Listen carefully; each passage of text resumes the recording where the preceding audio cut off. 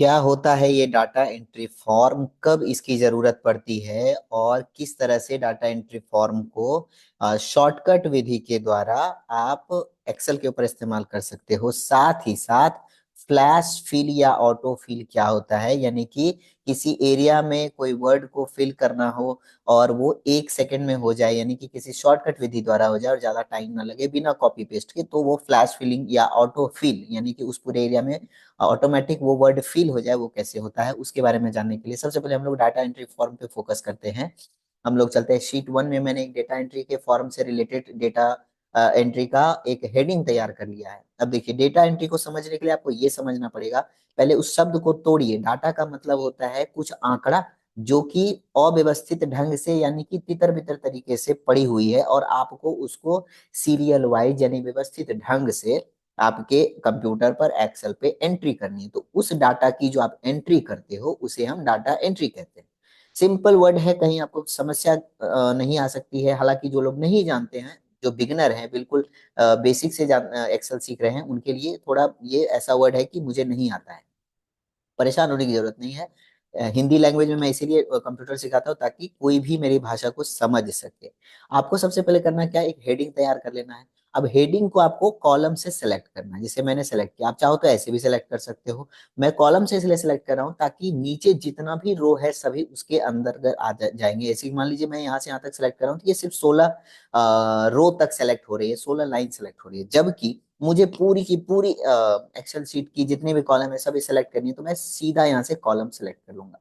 मैंने उस एरिया को सेलेक्ट कर लिया जहां मैं डाटा एंट्री करने वाला हूं। अब मैं एक शॉर्टकट मेथड अपनाऊंगा डाटा एंट्री फॉर्म को लाने के लिए। करना क्या है, आपको अल्ट डी ओ प्रेस करना है। अल्ट डी ओ प्रेस करते ही आपको यहाँ से ओके कर देना है। देखिए यहाँ पे एक छोटा सा डायलॉग बॉक्स खुल के आ गया, एक छोटा सा फॉर्म बन के आ गया।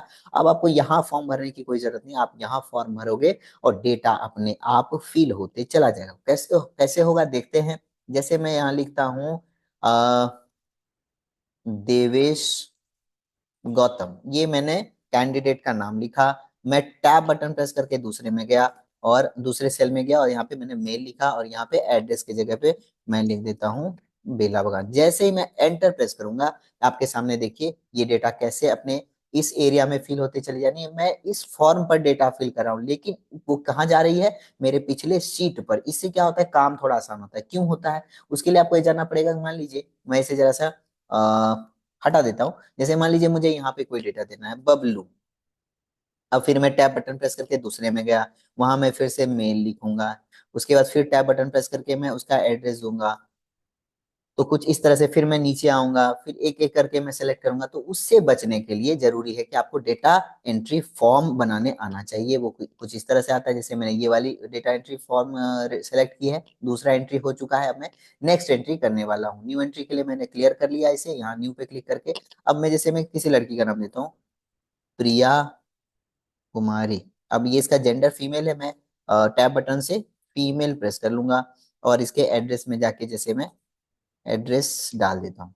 जैसे ही मैं एंटर प्रेस करूंगा वही एंट्री यहाँ पर आएगी। इससे क्या होगा कि अगर मुझे टाइपिंग आती है और फास्ट टाइपिंग आती है तो मैं फटाफट एंट्री करता चला जाऊंगा और ये फटाफट मेरी डाटा की एंट्री होती चली जाएगी, मेरी डाटा शीट तैयार होती चली जाएगी। इससे मेरा काम ये आसान होगा, मुझे up and down right and left जाने की जरूरत बार बार नहीं पड़ेगी। आप चाहो तो यहीं से अपनी डेटा को चेक भी कर सकते, जैसे फाइंड प्रीव्यू। प्रीव्यू का मतलब होता है पीछे। एक बार पीछे जाना है तो मैंने किसकी एंट्री करी, हाँ भाई मैंने प्रिया की। कुछ गलती हुई है तो मैं यहीं से ठीक करूंगा। जैसे प्रिया कुमारी है, नहीं मुझे प्रिया कुमारी नहीं करना है, प्रिया राज करना है, तो आप ये कर सकते हो, एंटर प्रेस कर सकते हो। देखिए आपके यहाँ पे जो भी आप एडिट करोगे वो यहाँ पर एडिट होता चला जाएगा। इसी प्रकार से अगर आप चाहो फ्लैश फिल का इस्तेमाल करना, वो क्या होता है कैसे होता है ये समझिए। मैं थोड़ा सा शीट को साइड कर लेता हूँ ताकि मैं आपको ये समझा पाऊँ खाली एरिया में। जैसे मान लीजिए मुझे पूरे इस एरिया में एक वर्ड फिल करना है, तो ज्यादा से ज्यादा आप क्या करोगे, मान लीजिए मुझे संडे फिल करना है। मैंने संडे टाइप करा, फिर मैं इसे ड्रैग करूंगा, फिर नीचे देखिए ड्रैग करने से क्या हो रहा है, वो फिल सीरीज हो रहा है। तो कॉपी करने के लिए मैं कॉपी सेल्स में जाऊंगा, फिर यहाँ से ड्रैग करके मैं नीचे आऊंगा, फिर जाके मैं यहाँ से ड्रैग एंड ड्रॉप करके भर पा रहा हूँ। इसी का एक शॉर्टकट फॉर्मूला ऑटो फिल या फ्लैश फिल तरीके से मैं करूंगा। करना क्या है, कंट्रोल बटन को दबाए रखिए और एरिया सेलेक्ट करिए। इससे फायदा क्या हो रहा है, जैसे जनरल आप एरिया सेलेक्ट करो तो आप देखोगे कि यहाँ का जो सिलेक्टेड सेल है उसमें आप लिखने जाओगे तो वो पूरा सिलेक्टेड एरिया को हटा देता है। लेकिन कंट्रोल के साथ अगर आप एरिया सेलेक्ट करो और इस एरिया में लिखने जाओ तो वो प्रॉब्लम नहीं आएगी, आप डायरेक्टली भी लिख सकते हो। जैसे मान लीजिए आपने सेलेक्ट किया और आप लिख दो संडे और प्रेस कर दो कंट्रोल के साथ एंटर। देखिए क्या हुआ, ये एरिया पूरा का पूरा फ्लैश फिल से भर गया। मान लीजिए मुझे इस एरिया में 100 या 08 लिखना है, मैं क्या करूंगा, एरिया सेलेक्ट करूंगा और 08 टाइप करके कंट्रोल एंटर प्रेस करूंगा। इससे क्या हुआ, हालांकि जीरो हट गया, जो नियम है इसका एक्सेल का उसके मुताबिक। मैं वो भी मैंने इस बारे में भी वीडियो बना रखा है, आप देख सकते हो। अगर जीरो लगाना चाहते हो तो क्या कर सकते हो, क्या करना है यहाँ पे, जैसे मैं डेटा फिल करना चाहता हूँ, मैं सिंपली डेटा एरिया सेलेक्ट करूंगा, डेटा फिल करके कंट्रोल के साथ एंटर प्रेस करूंगा, क्या हो जाएगी, ऑटो फिल यानी फ्लैश फिल।